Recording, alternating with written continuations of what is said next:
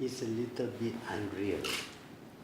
I can't imagine myself becoming the Prime Minister again. I never expected it. But coming back to this office feels strange despite the familiarity that I should actually be here, because with the previous Prime Minister, I did visit this office once, and at that time I never thought that I would either be anything more than a guest. But here I am occupying this office as Prime Minister. Yeah, it is different from the first time. The first time everything was calm, everything was nice. I had very little problem. The machinery of government was intact, and people know what they have to do. But this time around, I had to deal with the problem of distrust. You cannot trust the civil servants because many of them were so committed to the last government that they actually campaigned for the last government. And they were known to have been corrupted by the previous government. So on the one hand, I need somebody to work with because I need the machinery of government. But when you cannot trust the machinery, you need to replace people. But the replacement cannot be from the topmost rank, but from the bottom. And these people at the bottom are often not familiar with the work. They don't really know what to do with the different things that the Prime Minister is supposed to do. So I had to retain some of those people who are suspected of having collaborated with the previous government. So anyway, I'm getting a little bit more used being there here almost 100 days. Now I feel a little bit more comfortable, and I'm beginning to be able to sort things out. Well, truthfully, although she wish I am not again a Prime Minister, but she has given me full support. She has always accompanied me. She supports me, and I have no problem of her resenting my devoting my time to my work rather than to the family, to her. Whenever she could, she accompanies me. I'm older, I'm much older. I stepped down because I thought that nearing 780, I think that was too old already. I was prepared to step down and retire and live the life of a pensioner. But here I am again having to shoulder a lot of responsibilities, do a lot of work. But this time around, the amount of work is much, much more. Simply because I'm one of the very few who had any experience in government. So my cabinet is made up of people with no experience. The only experience they have is to be the opposition. And they cannot actually divorce themselves from that role. They are only beginning to realize that they are the government. So I need to guide them also. I need to talk to them, and I need to point out what things they can do, what they cannot do. And there is, of course, this scramble to have various departments and institutions under their ministries. So a little bit unsettling at first, but it is coming down. So I feel I can cope with the work, but the work is just too much for me. I don't have the time. I cannot sometimes correspondence addressed to me, I could not see simply because I didn't have time. Even though I do full-time work, I answer all the questions, but there are all the requests and all that, but still there is so much to do. To decide, I need to read, and to read takes time, and therefore I cannot expedite that much. So the burden of work is almost 3 times what I had during my first term. Yeah, it is because we are short of money. I mean, it is the opposition which made such promises. Of course, if we don't promise, then people might think that we don't care. We care for the settlers, but our finances are so bad because the previous government has really, undermined the finances of this country. Not only do they spend more money than they have, but they have borrowed huge sums of money for projects.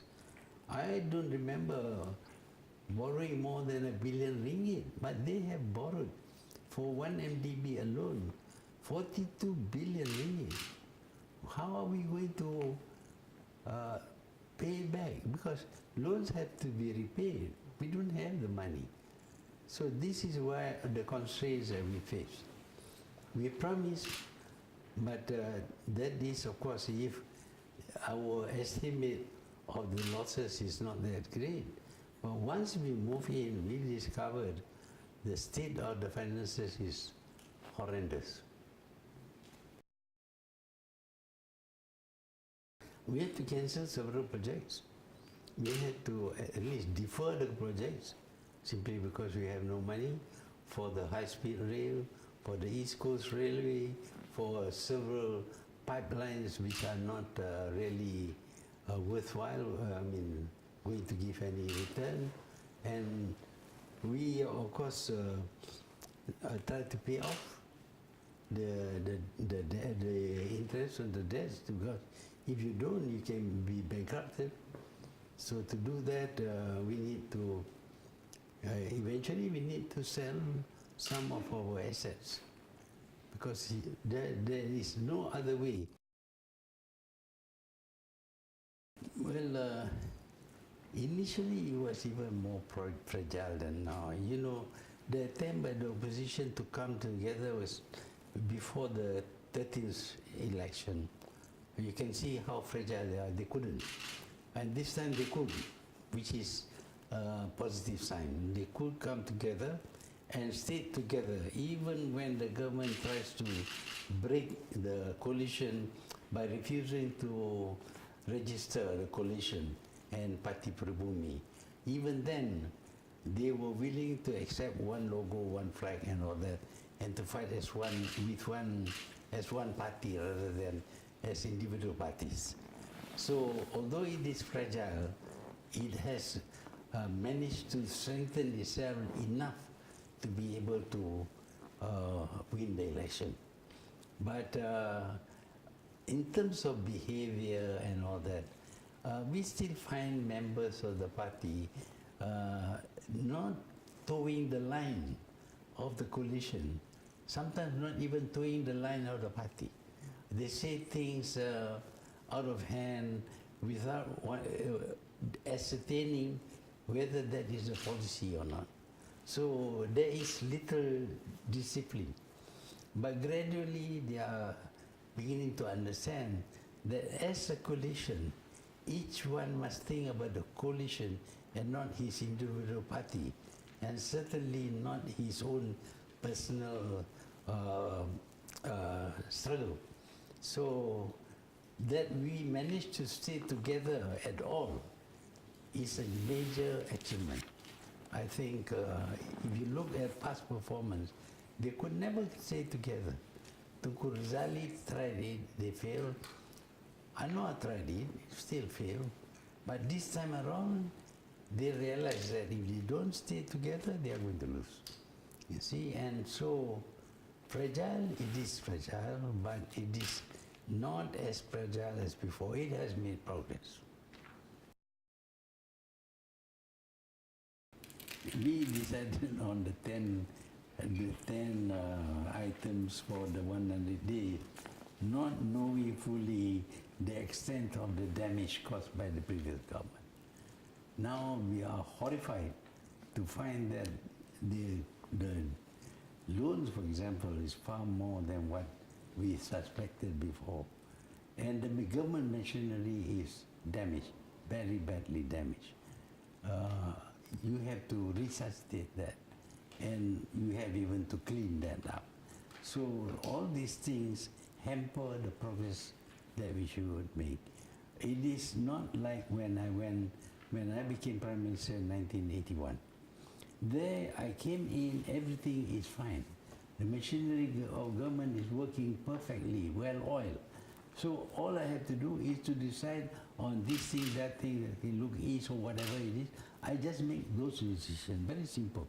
But here, I cannot make decisions without considering all the constraints, the lack of money, the ability or inability of the staff to carry out, the lack of knowledge, the new government that we are setting up, the supporting. When I became Prime Minister in 1981, the cabinet was there. I mean, they are experienced people, but it's not, these are people for 60 years, they have become the opposition and they know how to oppose. But how to run a country is something new to them. Not that they are not capable, they are capable. But of course, when you are running anything, you have to learn how the thing works. So that is why we can only begin the work of implementing our promises. Some of them just cannot be done in 100 days because we require parliamentary approval, the king's approval, all kinds of things. And we have to debate also in the Dewan Negara, and the Dewan Negara is dominated by the opposition.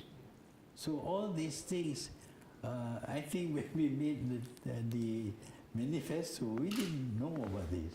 We didn't. Some of us were thinking as if we were going to be the opposition again. So much so that they made provision that the leader of the opposition should have the same ranking as the minister.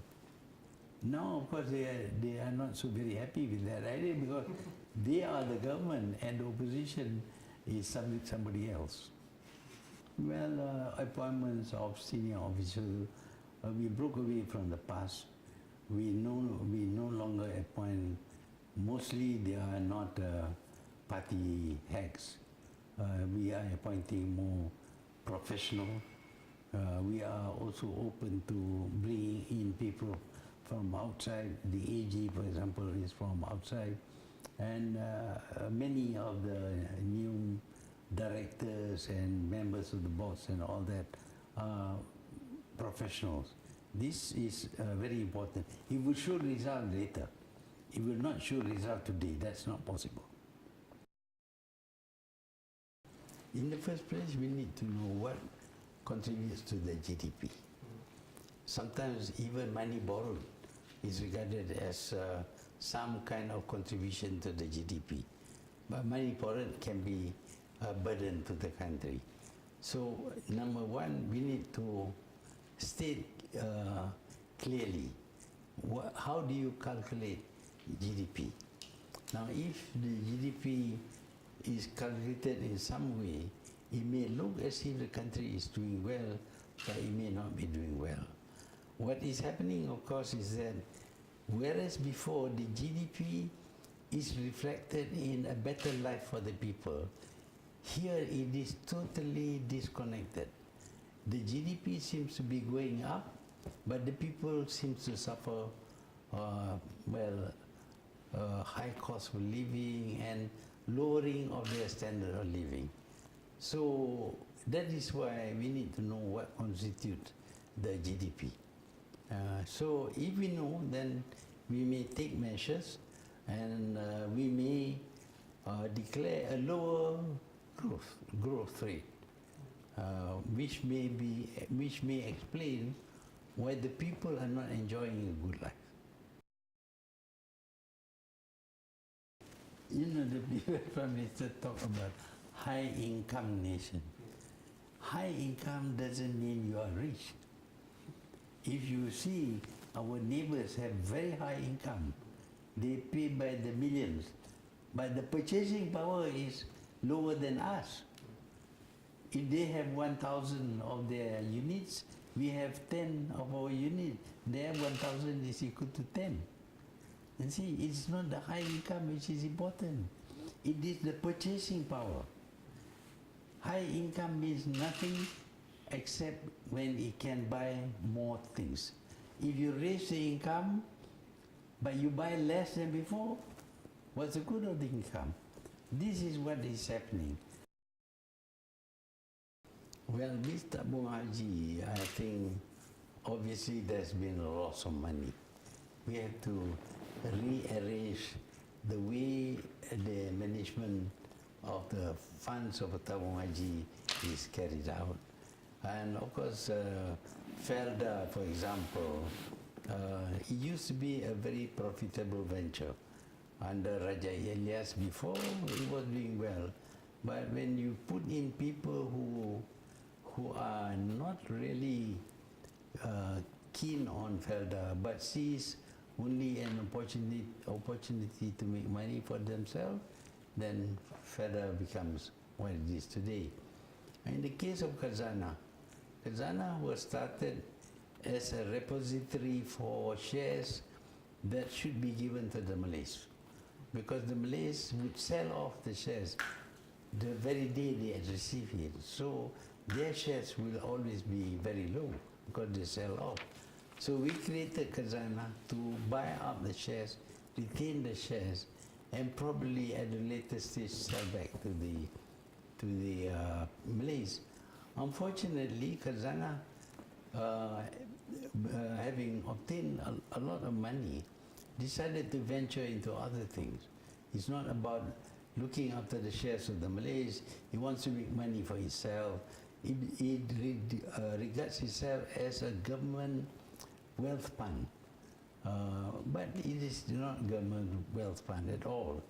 So you see them going into all kinds of businesses, entertainment, they go into movies, they go into development in London, all kinds of things. So we need to withdraw, I think. We need to come back to its original purpose, and those which are not actually the task for Khazanah, we may have to distribute elsewhere, or we may dissolve and collect the money. Well, the companies of Khazanah, the people who run Khazanah decided that it is a commercial enterprise, and therefore they should be paid commercial rates. Of course, in the private sector, the wages are very high. There's one man who's paid about $80 million a year. There are others, of course, who are paid 7 million, 10 million. That is the private sector. This is not truly a private sector. They move there and they think that they should have the salaries of the private sector. Now, the salaries of the private sector is based on performance. If you don't perform, they kick you out, and they get in another person who is supposed to be better. But here what happens is that even when the company is losing money, they give themselves very handsome wages, running into millions. So our new approach is to give them a fairly good salary, slightly above those in the government, but they will be paid bonus if they perform, based on how much they earn for the company. that would be more fairer. It's not going to follow what other companies outside are doing. The objective of having the national car is not very well understood by us. It is not just about building a car. It is about engineering. A developed nation must have good engineering capability. The car will help us acquire good engineering capability, not just for making the car, but for all other engineering things. For example, to manufacture parts of the car requires different system, different ways, and those things can be used for other products.